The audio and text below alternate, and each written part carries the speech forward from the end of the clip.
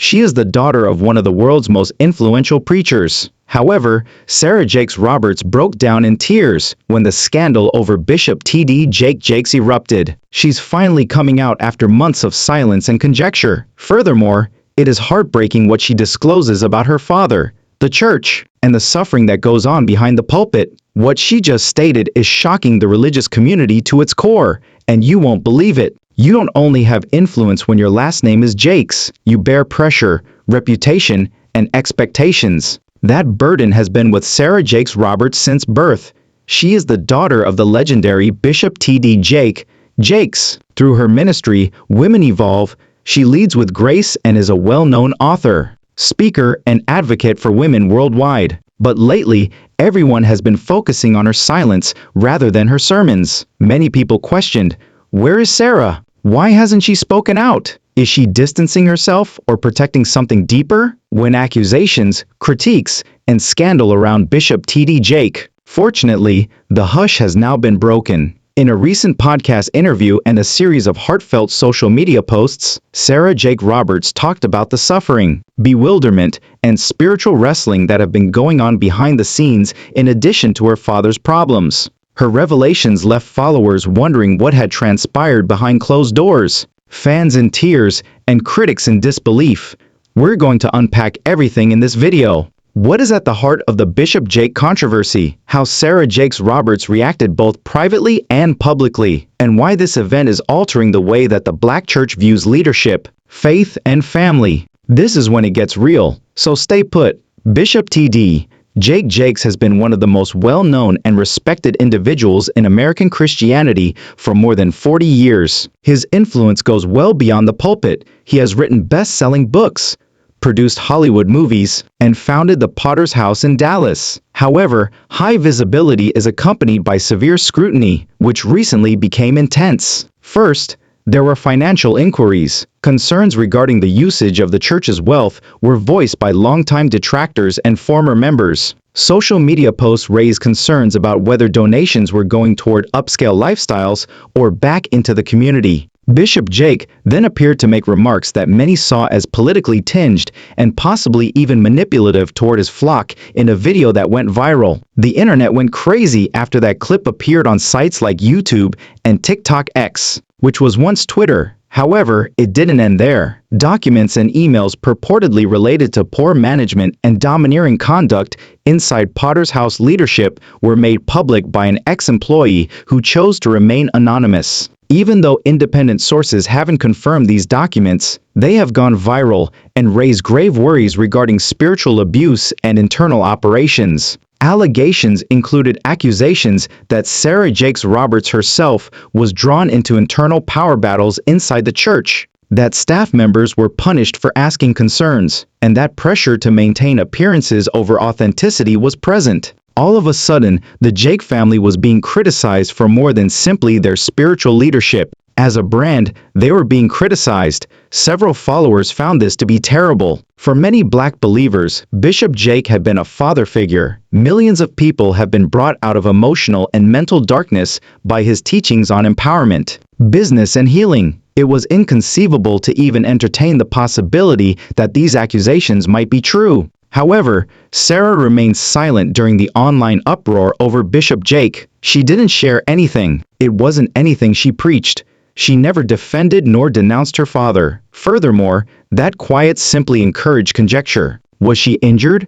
Was there something she was concealing? Or did she wait for the ideal opportunity? Well, that time arrived. We'll examine the precise moment Sarah Jakes Roberts finally opened up in Chapter 2, as well as the tears that spoke volumes more than any words could. The public awaited, wanted, and pleaded for Sarah Jakes Roberts to say something, anything, when the Bishop T.D. Jakes controversy reached a fever pitch. They were unaware, however, that a storm was lurking beneath her stillness. Sarah's breakthrough occurred as she was sitting in front of a small studio audience while recording her podcast live. Clad in delicate clothing, her eyes brimming with passion, she gazed into the camera and spoke the words that silenced the entire room. Covering up sorrow you haven't properly processed is not the same as protecting someone you love. Then she stopped and started crying.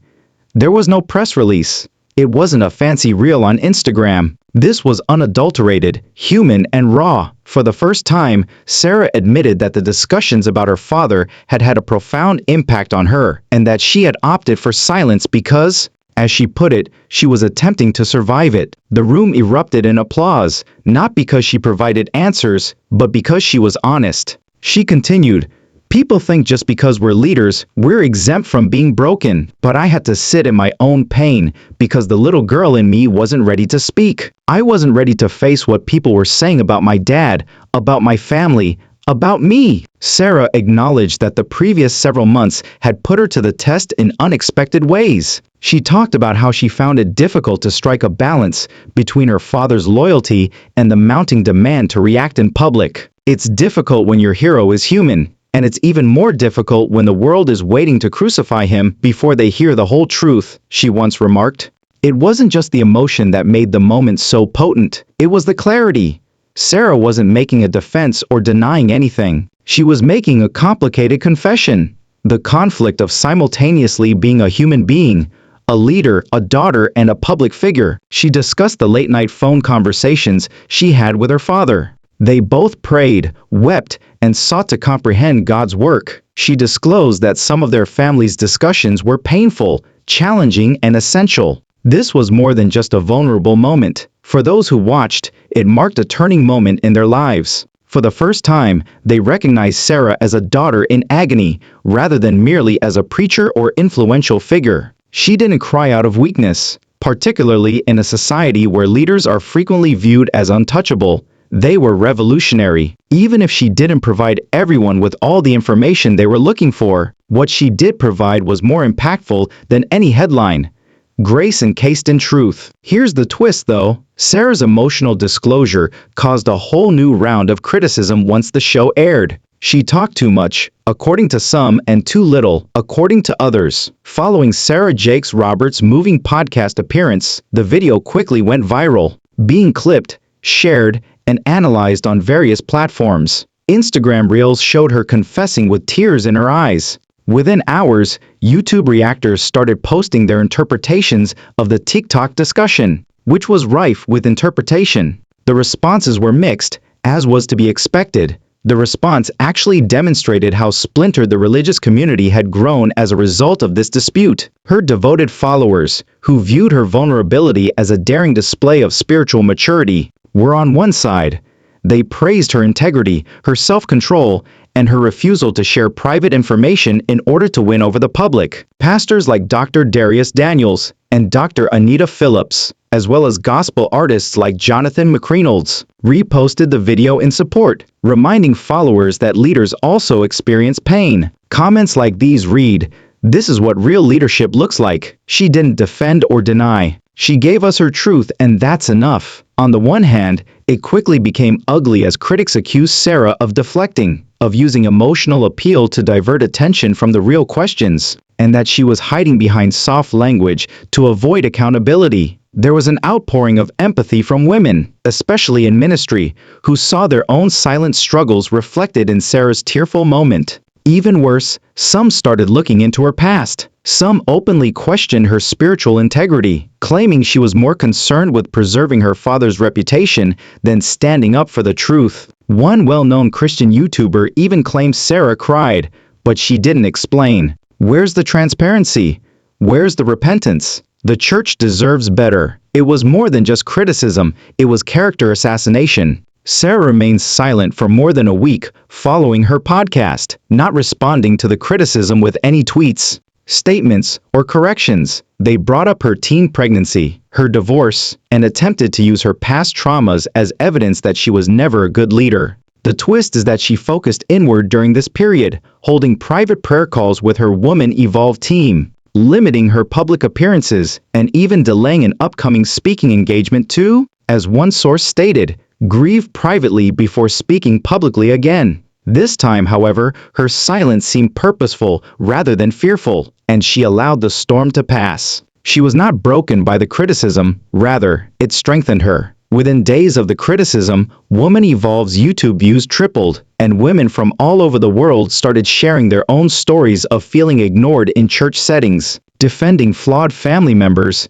and attempting to strike a balance between faith and pain. Not just about Bishop Jake anymore, but about how the contemporary church handles imperfection. Sarah had inadvertently ignited a movement, a discussion about what it means to be faithful in the gray areas, to love someone while holding them accountable, to speak truth while still honoring the people who raised you. However, the question of whether Sarah was keeping back something and what she meant when she remarked, "The little girl in me wasn't ready to speak," lingered in the backdrop of all of this. Sarah Jakes Roberts was the daughter of a giant long before she ever walked on her own stage. Her last name was associated with pressure, expectations, and public scrutiny from the moment she was able to walk. At home, Sarah was not a follower. Rather, she was a daughter observing her father balance celebrity, power, and faith while attempting to define herself. Her father, Bishop T.D. Jakes, was more than simply a preacher. He was a cultural icon,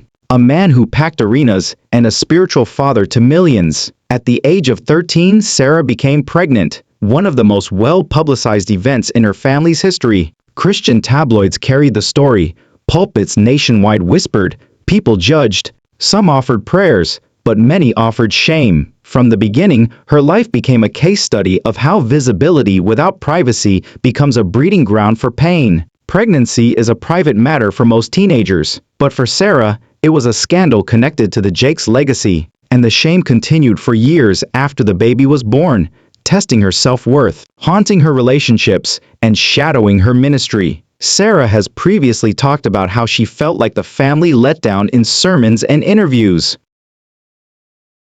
Here's where it gets complicated. Sarah wasn't just trying to heal, she was trying to heal while being watched, every mistake magnified. While her father preached to thousands about destiny and purpose, while she was secretly struggling with depression, low self-esteem, and the feeling that her life would never align with the call placed on her name. Even as she started to establish herself, write books, start conferences, and preach all over the world, some people never let her get over the image of the 13-year-old girl who failed the bishop. Accordingly, when she recently sat down and said, "The little girl in me wasn't ready to speak," every step was judged and every mistake was interpreted as rebellion. Sarah's tears were actually a release that had been building for years. She had defended the pulpit, her family, and the image of Black Christian perfection, and now that she was an adult with her own ministry, she was no longer willing to bear that silent burden. It wasn't just about the current controversy, it was about a lifetime of being told to sit still, be strong,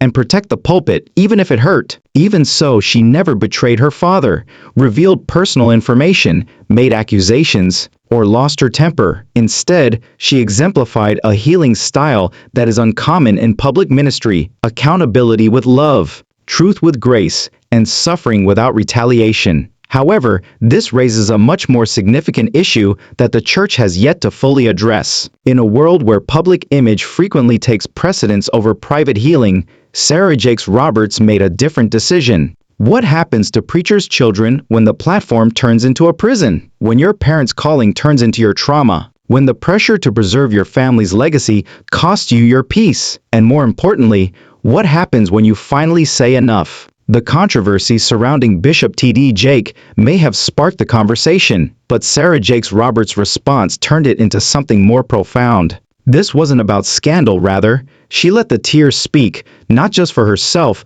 but for every daughter, preacher's child, and religious woman who has ever had to bear pain in silence. She reminded us that spiritual leaders are still people, that platforms don't take away pain, and that sometimes God works best through our broken places. This was about generational wounds, about learning to love someone completely while also speaking the truth, and about stepping out of someone else's shadow to shine your own light rather than dishonor them. And let's face it, her power came from walking through the situation honestly rather than from doing it flawlessly. What can we learn from this then? Perhaps it's time to stop expecting our leaders to be perfect. Perhaps it's time to allow for loss, process, and complexity. Perhaps, just perhaps, it's time to realize that love and truth can coexist. What do you think of Sarah Jake Roberts' response? Was she too gentle, or was she just what the religious community needed in this tense moment? Leave your thoughts in the comments below. Sarah Jake Roberts is not just surviving her father's controversy,